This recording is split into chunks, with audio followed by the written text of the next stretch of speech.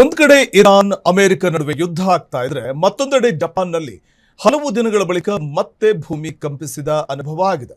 ಕೆಲವೇ ಗಂಟೆಗಳಲ್ಲಿ ಸುನಾಮಿ ರೀತಿಯ ಭಾರೀ ಅವಘಡಗಳು ನಡೆಯುವ ಸೂಚನೆ ಇದ್ದು ಜಪಾನಿಗರು ಭಯಭೀತರಾಗಿದ್ದಾರೆ.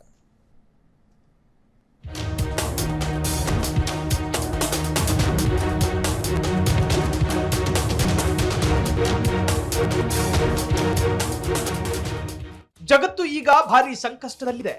ಒಂದು ಕಡೆ ಇರಾನ್ ಅಮೆರಿಕ ನಡುವೆ ಯುದ್ಧ ಆಗ್ತಾ ಇದ್ರೆ ಮತ್ತೊಂದು ಕಡೆ ಟೆಕ್ನಾಲಜಿ ದೈತ್ಯ ಜಪಾನ್ನಲ್ಲಿ ನೈಸರ್ಗಿಕ ವಿಕೋಪಗಳು ಮತ್ತೆ ವಿನಾಶಕ್ಕೆ ದಾರಿ ಮಾಡಿಕೊಟ್ಟಿವೆ.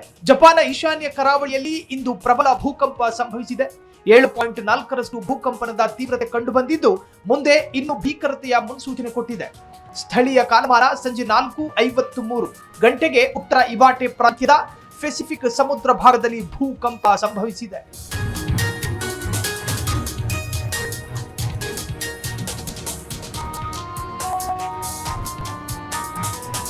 ಜಪಾನ್ನಲ್ಲಿ ಸಂಭವಿಸಿದ ಕಂಪನದ ತೀವ್ರತೆಗೆ 106 ಕಿಲೋಮೀಟರ್ ದೂರದ ಟೋಕಿಯೋದಲ್ಲೂ ದೊಡ್ಡ ಕಟ್ಟಡಗಳು ಅಲುಗಾಡಿವೆ. ಇವಾಟೆ, ಅಮೋರಿ, ಹೊಕೊಯ್ಡೋ ಪ್ರಾಂತ್ಯಗಳ ಕೆಲವು ಕರಾವಳಿ ಭಾಗಗಳಿಗೆ 10 ಅಡಿ ಎತ್ತರದ ಸುನಾಮಿ ಅಲೆಗಳು ಅಪ್ಪಳಿಸುವ ಸಾಧ್ಯತೆ ಇದೆ. ಕರಾವಳಿ ಮತ್ತು ನದಿ ತೀರ ಪ್ರದೇಶಗಳಲ್ಲಿರುವ ಜನ ತಕ್ಷಣವೇ ಎತ್ತರದ ಪ್ರದೇಶಗಳಿಗೆ ಹಾಗೂ ಸುರಕ್ಷಿತ ಸ್ಥಳಗಳಿಗೆ ಸ್ಥಳಾಂತರಗೊಳ್ಳಬೇಕೆಂದು ಎಚ್ಚರಿಕೆ ನೀಡಲಾಗಿದೆ.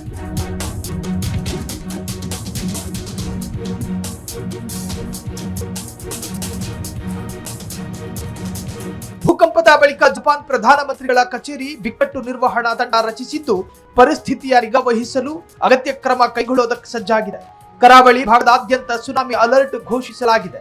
ಇನ್ನು ಭೂಕಂಪನದ ನಂತರ ಟೋಕಿಯೋ ಮತ್ತು ಅಮೋರಿ ನಡುವಿನ ಬುಲೆಟ್ ರೈಲು ಕಾರ್ಯಾಚರಣೆ ಸಂಪೂರ್ಣ ಸ್ಥಗಿತಗೊಳಿಸಲಾಗಿದೆ.